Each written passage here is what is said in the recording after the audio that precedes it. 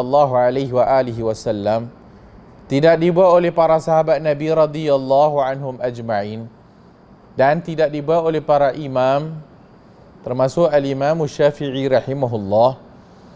Adapun yang mengatakan perlunya lafaz niat dalam bab wuduk hari itu kita dah bahas adalah salah faham daripada kenyataan al-Imam Syafi'i, sebagaimana dalam bab salat al-Imam Syafi'i kata la yadkhuluha illa bin nutq, tak masuk dalam salat itu melainkan dengan bercakap, an-nutqu atau al-lafz, dengan lafaz. Maka datang ulama selepas daripada itu, dia menyangka bahawasanya maksud al-Imam Syafi'i lafaz itu adalah lafaz niat, sedangkan al-Imam Syafi'i tidak bermaksud demikian. Al-Imam Syafi'i bermaksud an-nutqu ataupun al-lafzu itu, salat itu tidak masuk melainkan dengan lafaz, maksudnya Allahu Akbar, takbiratul ihram. So takbiratul ihram adalah rukun qauli. Siapa yang salat dia tak sebut Allahu Akbar, salatnya tidak sah, tak masuk dalam salat lagi, dia belum dikira masuk dalam salat. Hak tu yang kita dah belajar kat sekolah dulu tak? Itu rukun qauli. Itu yang dimaksud oleh al-Imam Syafi'i rahimahullah.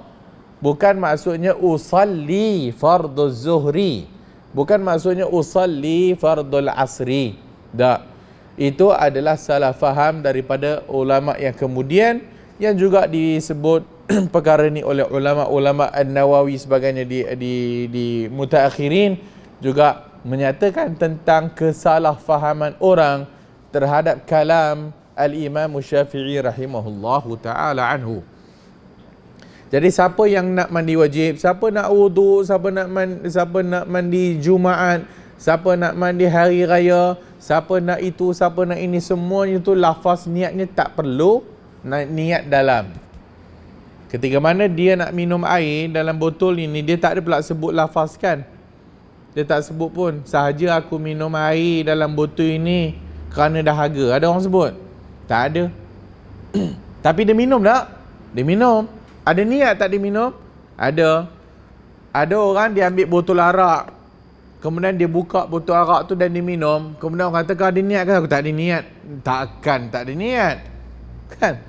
Takkan tak ada niat, dia dah togok arak tu dah habis satu botol. Tak ada niat.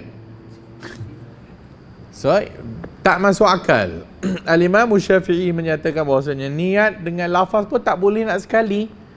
Allah sahaja aku sembahyang, dia tak boleh nak sekali, dia kacau. So bila kita Allahu Akbar nak sembahyang, dah masuk masjid, waktu maghrib, duduk belakang imam, cukup tak qasad ta'rid ta'in? Cukup, lengkap. Qasad ada ta'ridnya, ada ta'innya ada. Dia nak salat subuh, dia tahu berapa rakaat, dia tahu. Nak jadi imam ke makmum, dia tahu. Kalau dia jadi imam, dia ke depan lah. Kalau dah duduk belakang, makmum. Waktu angkat takbir, pegang tangan pula, nak ke mana? Nak solat lah. Ada niat kata dah? Ada. Angkat Allah, pegang. Apa hang nak buat apa? Tadi kat pasar malam. Cadang nak pergi pasar malam, kenapa dekat masjid? Orang tu tak ada niat. Orang tu tak ada niat. Dia nak mandi wajib. Dia mandi wajib, buka shower, masuk, niat nak mandi wajib. Niat dalam. Dan dia nak mandi wajib. Tak payah. Nawaitu rafa'al hadasil akbar. Tak payah sebut. So niat tak dicakap-cakap. Niat tak dibagi tahu orang. Maka ulama-ulama kemudian setelah daripada yang menyalahfahami daripada kalam al-Imam Syafi'i, maka dia mula mereka-reka lah. Dia reka lafaz niat tak ada masalah untuk membantu niat. Tu datang kemudian lah. Tu datang kemudian. Bahkan kadang-kadang belajar lafaz niat pun jadi teruk lagi ada. Jamak qasar tak nak buat sebab niatnya panjang. Kan? Kenapa tak nak buat jamak dan qasar? Kita musafir ni susah Ustaz Usalli fardu Zuhri berapa Ustaz? Raka'ataini qasran. Jam'an takdim ke takhir? Jam'an ta'khira atau taqdiman lillahi ta'ala. Susah Ustaz, tak boleh kita dah tua-tua ni, susah nak hafal pun payah. Siapa suruh hafal? Tak payah hafal, Allahu Akbar semayang lah. Lepas habis dia bagi salam, dia semayang dua je pun. Dia semayang dua je. Dia bagi salam, Assalamualaikum warahmatullahi, Assalamualaikum warahmatullahi. Okey, kamat. Tak ada niat tu nak jamak lah. Tak ada niat dia nak qasar. Adalah. So, ini semua perkara ni adalah simple saja. Yang menjadi susah itu kerana kita yang menyusahkannya. So, yang kata bid'ah sini bukan saya. Yang kata bid'ah sini adalah Syekh Sayyid Sabiq rahimahullahu ta'ala anhu. Dua. Itu niat. Rukun yang kedua adalah ghaslu jami'il a'dha'. Membasuh keseluruhan anggota. Dalil firman Allah Azza wa Jalla, wa in kuntum junuban fattahharu, dan jika kamu junub berhadas besar maka bersucilah dengan mandi wajib. Firman Allah lagi, wa yas'alunaka 'anil mahid qul huwa adhan fa'tazilun nisaa fil mahid wa la taqrabuhunna hatta yatuhurna. Al-Baqarah.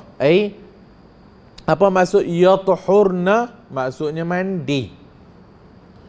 والدليل على أن المراد بالتطهر الغسل ما جاء صريحا في قول الله يا أيها الذين آمنوا لا تقربوا الصلاة وأنتم سكارى حتى تعلموا ما تقولون ولا جنبا إلا عابري سبيل حتى تغتسلوا. Datang lagi dalam surah An-Nisa 43. Yatuhurna tadi surah Al-Baqarah 222, mungkin orang kata itu bersih kan, dia tak sebut mandi pun. Maka dalam surah An-Nisa 43, wahai orang beriman, jangan kamu mendekati salat wa antum sukara, dalam keadaan kamu mabuk. So siapa mabuk jangan salat. Siapa makan ubat yang menyebabkan dia mabuk, nanti dulu jangan salat lagi, bagi dia waras dulu, bagi dia elok dulu. Ayat ni sukara mabuk minum arak lah. Di awal sebelum pengharaman arak secara total. Maka jangan datang salat jika kamu mabuk. Hatta ta'lamu ma taqulun, sampai kamu tahu apa yang kamu ucapkan. Wala junuban, jangan orang junub mandi salat illa abiri sabilin hatta taghtasilu, sehinggalah dia mandi. Wa haqiqatul ightisal ghaslu jami'il a'dha'. Dan bila kita kata mandi, maknanya meratakan air seluruh badan. Itu makna mandi. Kalau dia mandi, dia basuh tangan saja, tu tak nama mandi lah. Dia mandi, dia basuh kaki saja. Mandi adalah menyampai air seluruh badan. Ini dua rukun mandi junub. Habis. Jangan melampau. Jangan ghulu, melampau. Sehingga tak sah kalau mandi junub tak tenggung.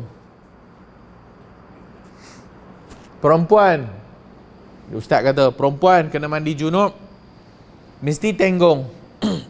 Kalau dia tak tenggung, tak sah mandi junubnya. Kenapa? Kerana air tak sampai celah-celah bawah. Dia kata, mana hang tahu tak sampai? Kalau dia tak tenggung tapi dia meratakan air keseluruhan badan sampai semua sekali dan dia yakin, maka sahlah. Kita hanya kata menyampaikan air keseluruhan badan. Adapun individu masing-masing buat. Kalau yakin sampai seluruh badan, selesai masalah. Bukan orang lain tolong judge untuk kita. Oh, Ahmad mandi tak tenggung ni, tak sah. Kalau dia tak tenggung, dia angkat kaki sebelah, dia tembak air dia bawah, sampai juga. Tak kira lah bagaimana cara mandi pun, tak kisah nak duduk ke, nak berdiri ke. Yang penting sampai air seluruh badan, selesai. Tak payah masuk air dalam lubang-lubang. Tak payah masuk dalam telinga, habis masuk dalam hidung. Tak payah. Sebab yang dikatakan mandi adalah zahir luar saja. Bawah tak payah, dalam lubang jubuk tak payah. Luar, zahir. Maka selesai mandi junub, mandi wajibnya. Berikutnya sunanuhu, sunat mandi. Muka surat 152 tu. Yusannu lil mughtasili mura'at fi'li Rasul alaihi salatu wassalam fi ghaslihi fayabda. Hendaklah orang yang mandi itu meraihkan sunnah Nabi, perbuatan Nabi di dalam mandi. Maka dia mulakan dengan bi ghasli yadayhi salasan, membasuh kedua tangannya 3 kali. Iaitu tangan, pergelangan, basuh 3 kali. Summa yaghsilu farjah, kemudian basuh kemaluan. Sini sama dalam bab wuduk. Siapa yang bangkit tengah malam, jangan dia celup tangan dulu dalam bekas. Basuh kat luar dulu 3 kali. Sama juga dalam mandi junub, Nabi basuh tangan dia pergelangan 3 kali dulu. Summa yaghsilu farjah, kemudian basuh kemaluannya. Farjahu, faraj ni bukan maksud perempuan. Faraj Arab bila disebut perkataan faraj, kemaluan termasuk laki dan perempuan dipanggil faraj.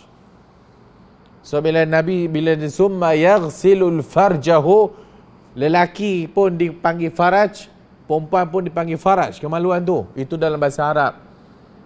Sehingga kemudian baru dia bezakan faraj untuk perempuan, zakar untuk lelaki. Summa yatawaddau wudu'an kamilan kal wudu'i lis-salah.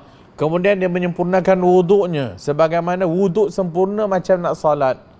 Walahu ta'khiru ghaslu rijlaihi ila an yatimma ghasl, dan hendaklah dia ataupun baginya boleh melewatkan basuh 2 kakinya itu sehingga setelah selesai dia mandi. Maksudnya ambil wuduk dulu. Ambil wuduk macam nak salat. Apa maksud ambil wuduk macam nak salat? Elok-eloklah. Iaitu mulakan dengan berkumur-kumur 3 kali, masuk air dalam hidung, kemudian apa lagi? Baru start dengan muka 3 kali, tangan sampai siku kepala sekali, kaki. Atau kaki tu ditangguh lepas mandi. So, wuduk sama macam wuduk nak salat. Idza kana yaghtasilu fi at-tast wa nahwu. Summa yufidul ma' ala ra'si salasan ma'a takhlil sya'r. Kemudian dia menuangkan air di atas kepalanya 3 kali bersama dengan menyelat-nyelat rambut dia untuk menyampaikan air kepada usul, menyampaikan air ke kulit kepala. Summa yufidul ma' ala sa'iril badan badi'an bisyaqqil ayman. Kemudian dia menyampaikan air ke seluruhan badan bermula daripada bahagian kanan. Summal aisar, kemudian kiri. Ma'a ta'ahudil ibtain wa dakhilul udhunain wa surrah wa asabi'ir rijlain. Sama ketiak gosok habis semua telinga basuh elok-elok. Wa surrah wa asabi'ir rijlain, pusat, kemudian jari kaki. Wa dalk, dan dia menyelat-nyelat ma yumkinu dalkuhu minal badan, gosok. Wa aslu dhalika kullahu ma jaa an Aisyah radhiyallahu anha. Semuanya itu berasal dari apa yang diceritakan oleh Aisyah radhiyallahu anha, ummul mukminin, anna an-nabiy sallallahu alaihi wasallam kana idza ightasala min al-janabati yabda'u fa yaghsilu yadayhi. Kata Aisyah adalah Nabi bila dia mandi junub, maka dia mula dengan membasuh kedua tangannya. Kemudian yafrughu bi yaminihi ala shimalihi fa yaghsilu farjah. Kemudian dia ambil air dengan tangan summa yafrughu bi yaminihi ala shimalih, ambil kalau cebok lah, ambil kanan, tuak atas kiri, basuh kemaluan. Summa yatawaddau wudu'ahu lis-salah, kemudian dia wuduk dengan wuduknya nak salat. Summa ya'khudul ma' wa yadkhulu asabi'ahu fi usul sya'r, kemudian dia masukkan jarinya ke dalam rambutnya, kemudian tuang air. Hatta idza ra'a annahu qad istabra'a hafana ala ra'si salasa hathayat, dibasuhlah. Summa afadha ala sa'iri jasadih. Rawahu al-Bukhari wa Muslim, diriwayatkan oleh al-Imam al-Bukhari dan Imam Muslim. Wa fi riwayatin lahumā summa yukhallilu bi yadayhi sya'rah. Kemudian dalam hadis lagi, dalam riwayat, dia yukhallil dengan 2 tangannya rambutnya, gosok dan selat. Hatta idza dhanna annahu qad arwa basharatahu afada alaihi al-ma'. sampai dia rasa air dah sampai kat semua kepalanya, baru dia tuang air 3 kali atas kepala. Walahu ma anha aidan qalat kana Rasulullah idza ightasala min al-janabati, dan adalah walahuma juga Al-Bukhari Muslim meriwayatkan daripada Aisyah adalah Rasulullah SAW bila dia mandi daripada junub, da'a bi syai'in nahwal halab, Nabi sallallahu alaihi wa alihi wasallam minta air, fa akhadha bi kaffihi fa bada'a bi syaqqi ra'si al-ayman thumma al-aysar, start kanan kemudian kiri, thumma akhadha bi kaffaihi faqallabuhuma ala ra'sihi.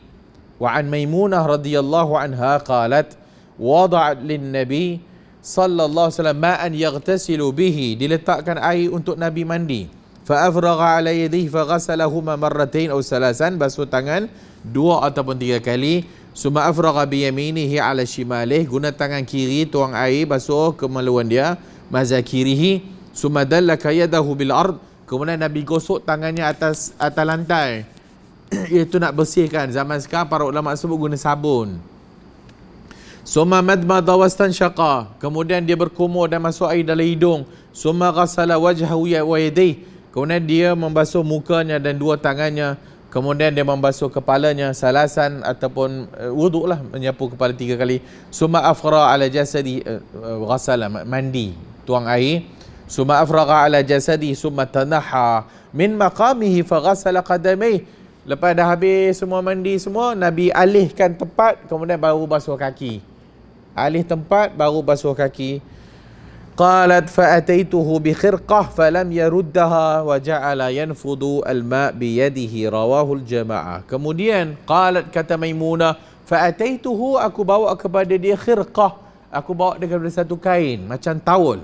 Falam yaruddaha, dan lam yaruddaha bi dhammil ya wa kasr ra min al-iradah la min ar-raddi kama jaa fi riwayat al-Bukhari, summa ataituhu bil mindil faraddahu.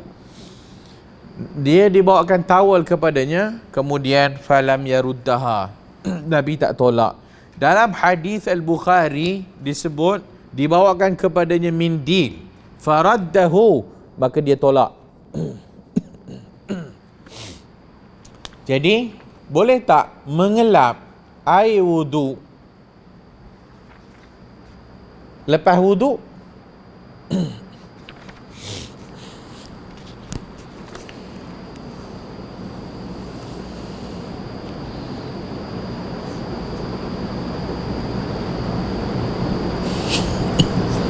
Dia tulis apa? Tidak mengering, untuk mengeringkan air, tapi beliau tidak menginginkannya. Ternyata beliau cukup menepis air yang terdapat pada tubuhnya dengan tangannya saja. Maksudnya tak lap lah.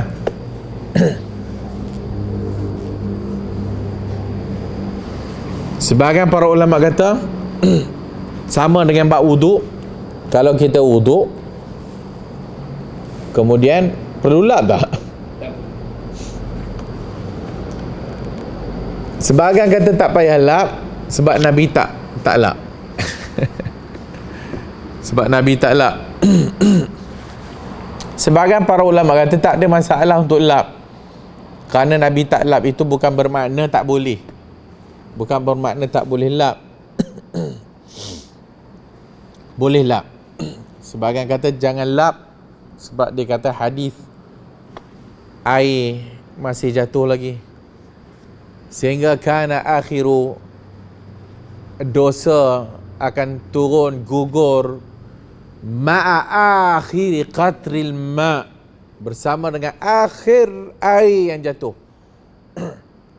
Maka sebagian para ulama kata makruh lap, tapi tidak menjadi masalah. Boleh lap, tak ada masalah. Boleh mengelap wuduk ataupun lepas dia mandi dia lap, itu tak menjadi masalah.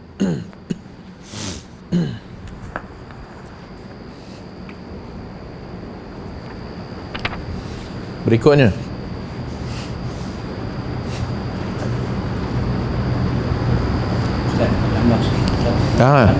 masalah kita menilai rambut kita ni, kalau bagi kain yang tak ada rambut sekarang bagi ada rambut orang lelaki muda, tapi yang ditekankan dengan Nabi Aisyah dan Maimunah ni, kalau tumpat rambut yang agak tebal ataupun mungkin lelaki yang rambutnya panjang yang Nabi menggalakkan sunat antara perbuatan sunat dengan mandi macam ni agar rambut itu di celah-celah itu sampai pada kulit rambut, kulit kepala lah maksudnya.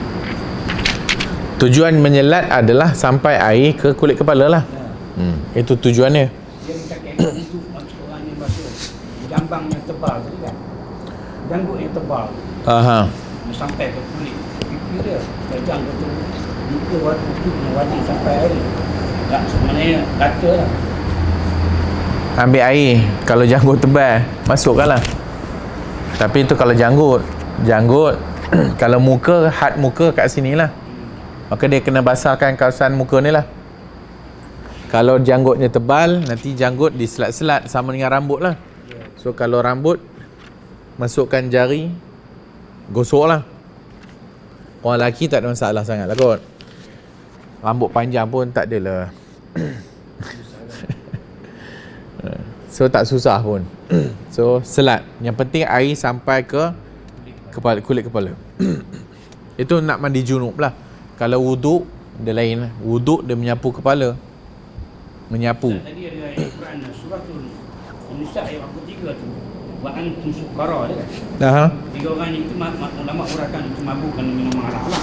Tapi dalam bab perubatan dia kena berhati-hati. Ada ubat yang mengandung. Dia termasuk mabuk. Masuk dengan masuk dimasukkan diartikan dengan mabuk. Jadi orang kita makan waktu dia oleh sebab yang kita hinggalah ngantuknya hilang. Pandangan disebati adalah uraian-uraian yang sudah diterima. Tapi yang ditekankan ni sudah ayat yang kita baca adalah merujuk kepada arak. Sebab pada zaman awal itu mereka minum arak. Bila minum arak mabuk, maka tak dibenarkan salat. Pada waktu itu ayat arak yang last kali yang mengharamkan secara total belum turun lagi. So bila mereka mabuk, maka turun ayat bagi tahu jangan salat wa antum sukara, dalam keadaan kamu mabuk. Okey, kenapa? Kerana kamu tak faham apa yang kamu cakap. Dan hukum syariat bergantung kepada hukum yang kita panggil taklif tu. Bila ada taklifan syarak, bermakna akalnya waras. Kalau akal tak waras, tak ada taklifan syarak untuk dia. Sebab itu apa maksud mukallaf? Mukallaf muslim, baligh, berakal. Mesti berakal tu mesti ada. Kalau dia tak berakal, dia tak boleh semayang pun. Kerana tak cukup hukum ataupun tak cukup syarat mukallaf. So orang yang minum arak ni, akal dia hilang. So dia tak boleh semayang pun. Dan dibimbangi pula kalau dia salat pula dalam keadaan itu, dia tak tahu apa dia minta. Kok dia minta celaka atas diri ya. Itu arak. Zaman kita sekarang ni, di samping arak, kita ada benda-benda yang memabukkan ataupun dalam kategori macam mabuk. Iaitu seperti ubat ataupun bius. Orang baru keluar OT, baru keluar operation theater, baru keluar bilik pembedahan, dia tak sedar lagi. So dia duduk dalam ICU tu dalam keadaan dia tak sedar. Sehingga kalau dia dah nampak sedar pun, nurse akan tengok dia ni sedar ke tak. Kan? Kalau dia masih mabuk lagi, dia kira belum sedar secara betul. So orang yang lepas operation masuk OT, masuk ICU, waktu dalam keadaan dia mabuk tu, dia kena semayang tak? Waktu itu tak ada semayang. Sebab dia mabuk. Bila dia semayang, bila dah aware, dah waras, baru dia solat. Itu kalau sekarang lah kita bincang bab-bab ubat dan sebagainya. Ataupun penyakit mental. Penyakit mental, skizo, bipolar, demensia, nyanyuk. Demensia tu sejenis, nyanyuk tu sejenis demensia lah. Demensia Alzheimer. So dia juga kadang-kadang tak ingat apa dia buat. Benda tu, penyakit tu menyebabkan fungsi akal dia hilang. So orang yang macam ni macam mana solat dia? Orang gila macam mana solat? Orang gila tak ada solat kan? Sebab dia tidak mukallaf. Tapi kalau gila sekejap, waras. Gila sekejap, itu waras balik. Gila sekejap, itu waras balik. Macam mana? Maka bila dia waras, ada taklifan. Bila dia tak waras, tak ada taklifan. Orang yang koma dekat hospital, tak ada taklifan syarak. Dia tidak ada salat. Sebab dia koma. Demensia, kalau kategori awal, dia pun kejap okey, kejap tak okey. Kejap okey, kejap tak okey. Naik dari level kedua, dia lagi teruk. Naik level ketiga, apa pun dia tak boleh buat. Orang yang kena tolong dia buat. Orang macam ni tak ada taklifan syarak. Sebab akal dah tak waras. Orang tua yang nyanyuk, waktu dia nyanyuk tak ada taklifan syarak. Orang yang pitam irma, orang yang pengsan, tak ada taklifan syarak. Dia kena qada tak salat dia?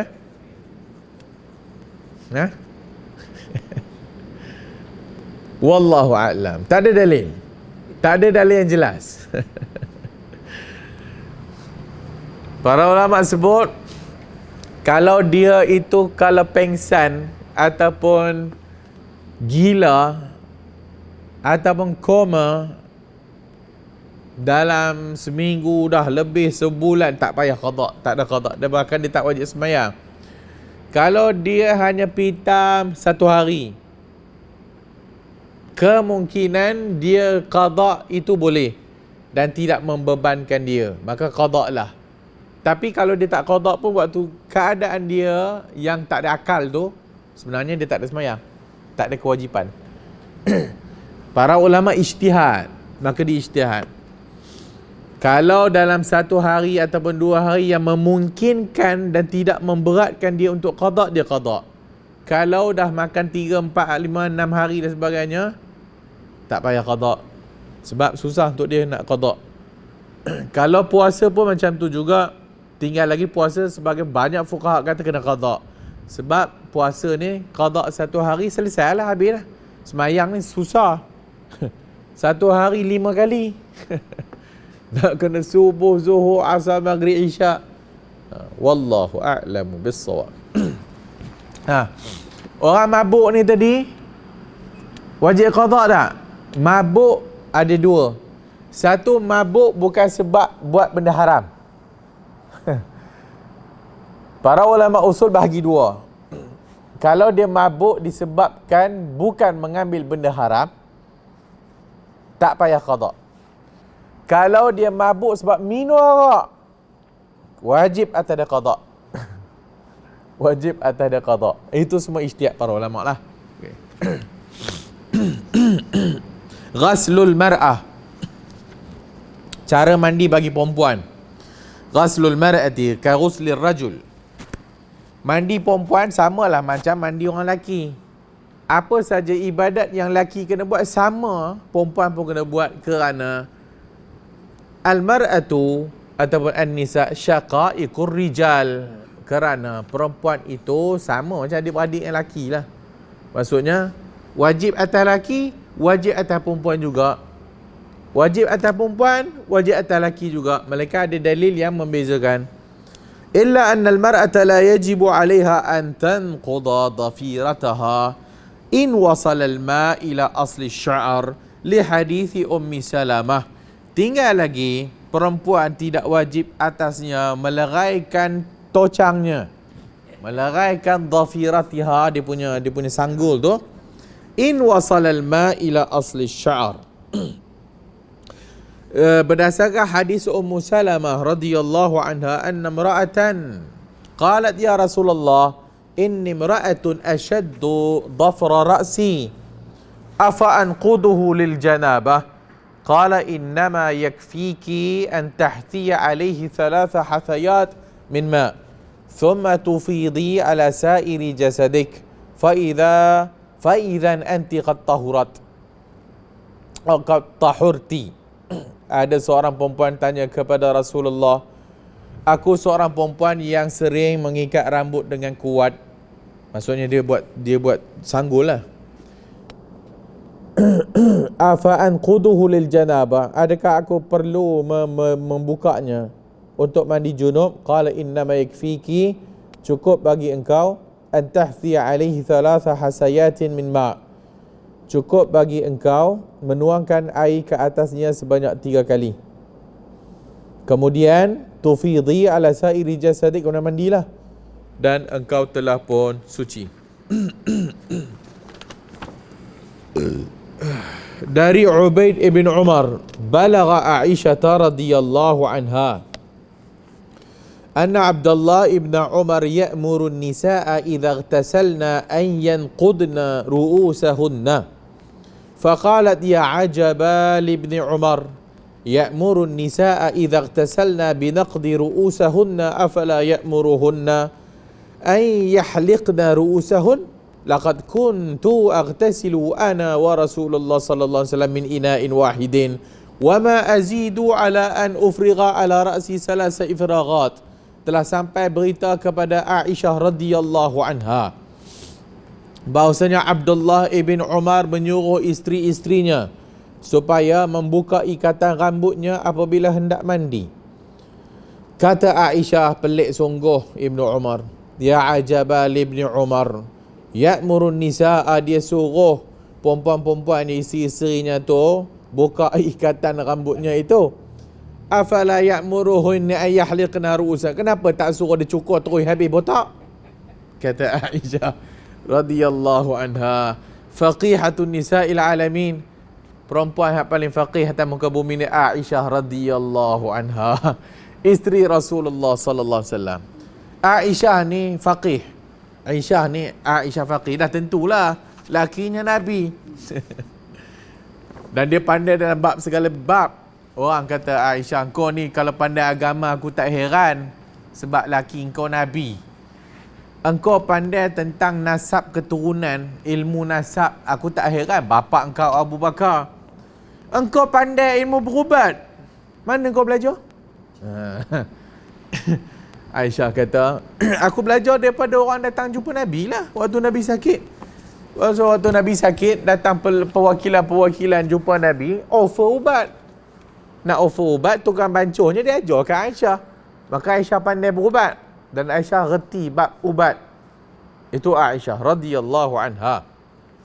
Dalam banyak bab dia duk petikai para sahabat lain.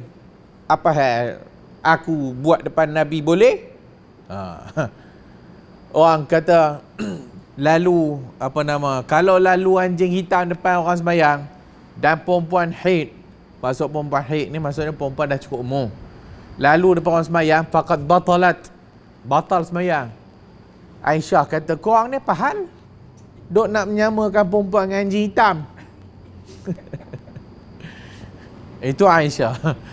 Apa dia tak puas hati, dia bangkang. Apa tak puas hati, dia kritik. Itu Aisyah radhiyallahu anha. Dia dengar Ibnu Umar suruh bini-bini dia kalau mandi buka. Dia kata aku mandi dengan Nabi, Nabi tak suruh buat rop itu pun. Kenapa tak suruh cukur terus kepala biar botak? Tapi bukan boleh perempuan tak boleh cukur botak Laki boleh cukur botak, perempuan tak boleh. So dalam umrah sekalipun perempuan potong, yang cukur ni laki. So itu Aisyah radhiyallahu anha. Maka dia kata dia mandi dengan Nabi, Nabi tak suruh buka. Seorang perempuan yang mandi kerana haid atau nifas disunatkan mengambil sepotong kapas atau lain seumpamanya. Kemudian dibubuh minyak wangi, minyak wangi atau kasturi. Setelah itu hendak digosokkan pada bekas darah agar tempat keluar darah itu menjadi harum dan tidak berbau darah busuk. Kata Aisyah radhiyallahu anha, anna Asma'a bint Yazid sa'alatin Nabiy sallallahu alaihi wasallam an ghuslil mahid. Qala ta'khudhu ihdakunna ma'aha wa sidrataha fatutahhira fatuhsina at-tahur thumma tasubbu ala ra'siha fatadlukahu dalkan shadidan hatta yablugha shu'una ra'siha thumma tasubbu 'alayha al-ma' thumma ta'khudhu firsatan mumassakah fatutahhira biha Hak ni hadis nak bagi tahu satu mandilah. Yang kedua, perempuan yang mandi haid ni hendaklah bagi wangi lah. Bubuh dekat kapas ataupun kain minyak wangi kasturi ke apa ke, bubuh dekat kemaluan tu bagi wangi. Zaman sekarang kita macam-macam dah sabun dah. So guna sabun untuk bagi wangi. Qalat Asma, "Kaifa tutahhiru biha?" Qala subhanallah tatahhiri biha. Faqalat Aisyah, "Ka'annaha tukhfi dhalika. Tatab'i athar ad-dam." Wa sa'altuhu an ghusl al-janabah.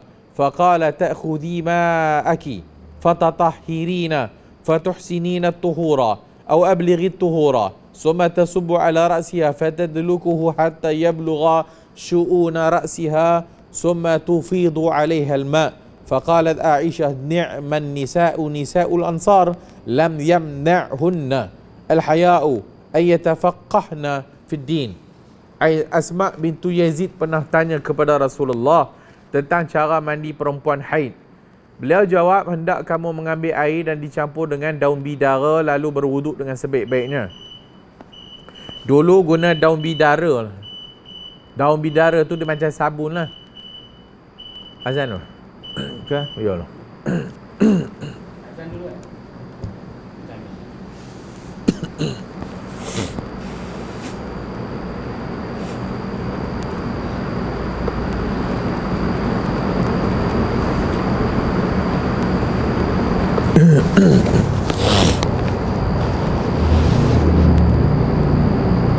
Allahu Akbar, Allahu Akbar, Allahu Akbar, Allahu Akbar. Asyhadu an la ilaha illallah. Asyhadu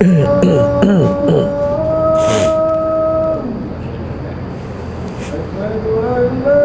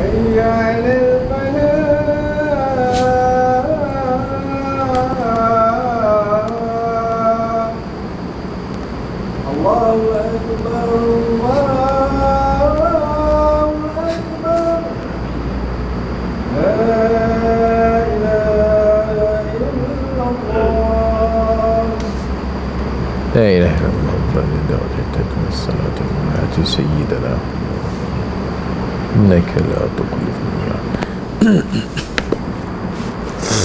Daun bidara lalu berwuduk dengan sebaik-baiknya.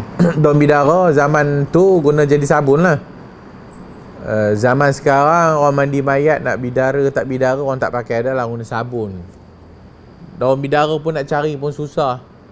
So kalau ada daun bidara tu, kalau kita gosok dia keluar buih kan, dia jadi sabun tu. Tapi zaman sekarang dah ada sabun, so tak payah guna daun bidara pun tak apa. Berikutnya kemudian hendaklah kamu menyiram air atas kepala dan menggosoknya dengan kuat hingga meresap ke akar rambut. Setelah itu hendaklah menuangkan air sekali. Okey, dia kata hendaklah menggosok kuat sampai ke akar rambut. Okey, ini disebut tentang mandi haid. Satu, tunggu jap. Setelah itu hendaklah menuangkan air sekali lagi ke atasnya. Kemudian hendaklah mengambil sepotong kapas, bau minyak wangi, bubuh kat kemaluan tadi nak hilang bau busuk darah. Kemudian perenggan yang berikutnya tu, bagaimana cara menyucikan gosok. Okey. yang bawah tu. Setelah itu Asma bertanya kepada Nabi tentang mandi junub. Tadi mandi haid Yang kedua dia tanya mandi junub. Nabi SAW ambillah air lalu berwuduk dengan baik. Kemudian hendaklah kamu menyiram air ke atas kepala dan gosok hingga meresap ke dalam akar rambut. Setelah itu hendaklah kamu menyiram air ke atas kepala. Aisyah kata perempuan Ansar sebaik-baik perempuan. Mereka tidak bersegan silu untuk mendalami soal agama. Diriwayatkan oleh sekumpulan ulama hadis kecuali Al-Imam At-Tirmizi. Hak tu ada perincian, ada kesilapan sikit tu. Kerana bahagian atas tu tak diriwayatkan. Maksudnya Al-Imam bila dikatakan jama'atun, diriwayatkan oleh jama'ah. Illa Tirmizi. Hadis ni diriwayatkan oleh Al-Jama'ah melainkan Al-Imam At-Tirmizi. Al-Jama'ah itu dimaksudkan masuk sekali Bukhari Muslim. Sedangkan Al-Bukhari Muslim hanya meriwayatkan takat yang belah atas tu je. Hadis yang mandi junub tu tak ada. So ini ada sikit tentang kesilapan Al-Imam Syed Sabiq tulis dalam kitab kita ni. Kemudian di bawah itu Aisyah menyebut perempuan Ansar adalah sebaik-baik perempuan. Mereka tak malu tanya dalam bab agama ni. Hadis itu Al-Bukhari sebut secara mu'allaq, secara tak ada sanad penuh. Tapi hadis tu sahih. So tu perincian dari sudut hadis lah. Yang kedua, hadis dua ni, satu bab mandi haid, satu bab mandi junub ni, sebagai ulama memperincikan. Hadis secara jelas menunjukkan ada beza mandi haid dengan mandi junub. Ada beza mandi haid dengan mandi junub. Iaitu mandi haid, orang perempuan haid yang mandi haid ni, hendaklah dia menggosok-gosok secara betul-betul. Iaitu at-tadlik asyadid at-tathhir ma lam yu'akkidu mithlahu fi ghasliha minal janabah. Berbeza dengan mandi junub. Berbeza dengan mandi junub. Mandi junub datang hadis yang sebelum tadi tu. Cukup dengan buat 3 sanggul. Tak payah buka. Tuang 3 kali air atas rambut. Itu mandi junub. Mandi haid dia kena buka. Dia kena rongkai. Dia kena betul-betul masuk. Kalau tak buka, tak ni pun dia gosok bagi betul. Itu mandi junub dan mandi haid. Beza dia. Kama anna hadithi Ummi Salamah al-madhkur fil kitab dalil ala adami wujubin naqdi fi ghasliha minal janabah. Jadi bila junub tak wajib buka. Bila haid wajib menyampai ke seluruh. Wa huwa al-murad fi hadith Ubaid ibn Umair an Aisyah bi qarinati ightisaliha ma'an Nabi. Fala ta'arada bainal ahadith. So itu ada perbezaan lah. Walaupun sebagian para ulama dia kata macam Syekh Syed Sabiq kita ni. Wallahu a'lamu bis-shawab.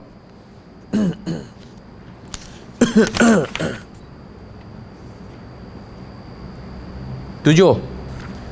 Beberapa masalah berkaitan mandi. Seseorang cukup mandi 1 kali saja sama ada kerana mandi haid dengan junub, mandi Jumaat dengan hari raya, atau mandi junub dengan Jumaat dengan syarat berniat untuk semua itu. Dalilnya wa inna malikul limri'in ma nawa. Bagi setiap apa yang dibuat itu berdasarkan apa yang diniatkan. Jika seorang itu mandi junub sedang dia belum lagi Yang pertama ni juga sebagai ulama tak bersetuju. Sebagai ulama fuqaha sebagainya menyatakan boleh 2 in 1, 3 in 1. Maksudnya dia mandi junub sekali mandi Jumaat. Dia mandi junub sekali mandi Jumaat, sekali mandi wudu. Ada? Mana ada? Sorry. Mandi apalah, gabung kan. So dia mandi haid, mandi junub sekali. Boleh?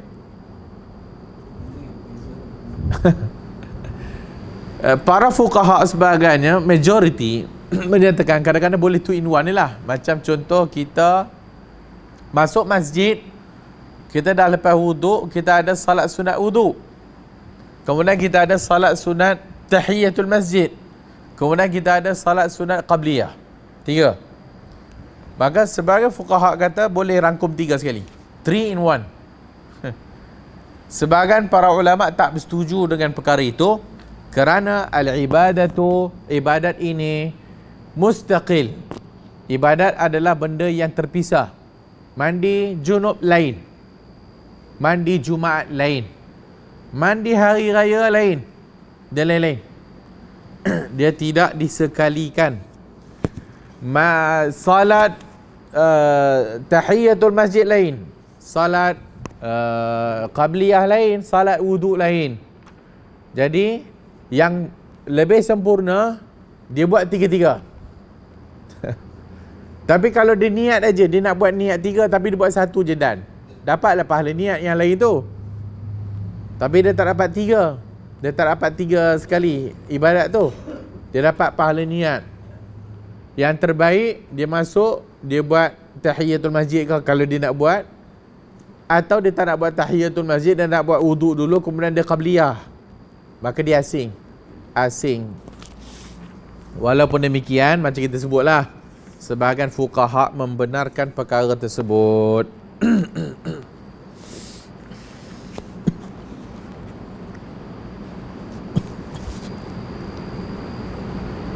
Berikutnya yang kedua, sikit lagi nak habis.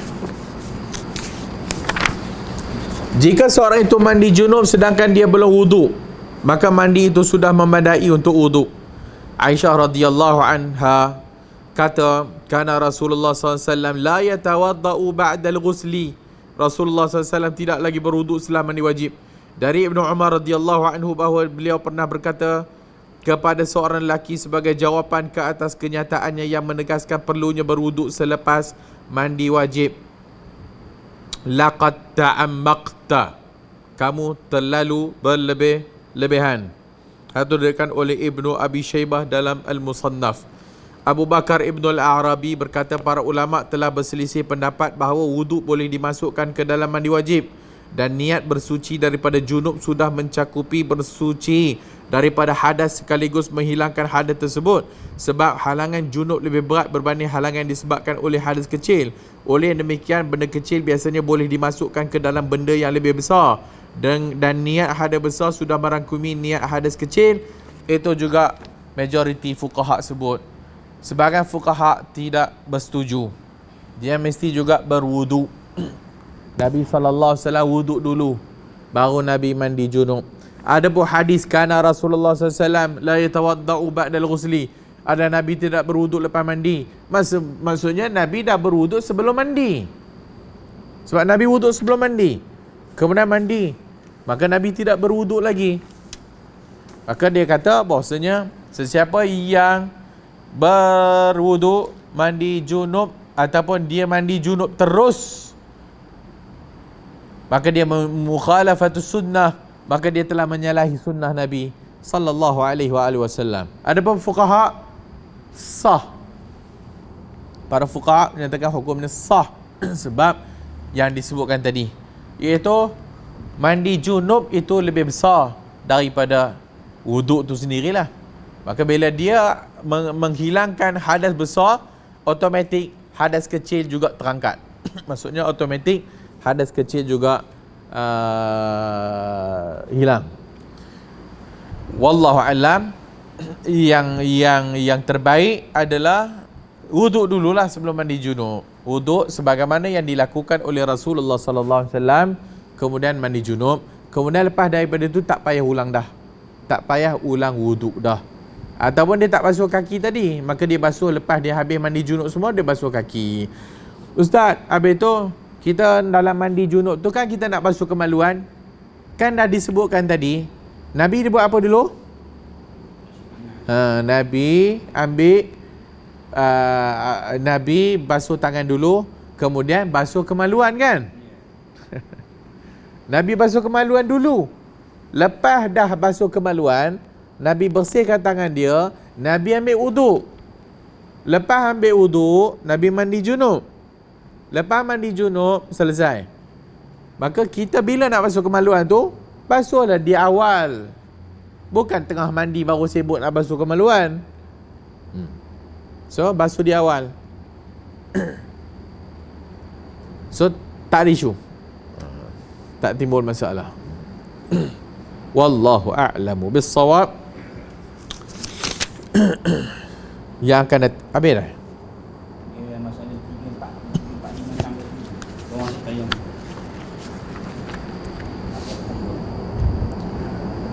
Okey, tu tak apa. Nombor 3 kita sambung nanti, sebab kita nak cakap apa hukum potong rambut dalam keadaan tak mandi wajib lagi. Wallahu a'lamu bissawab. Sebahagian kata tak boleh, nanti rambut tu dibakar sekali dengan api neraka kan. Siapa yang berjunub, tak mandi junub, kemudian dia pergi potong rambut, dia kena kutip rambut dia tu mandi junub sekali.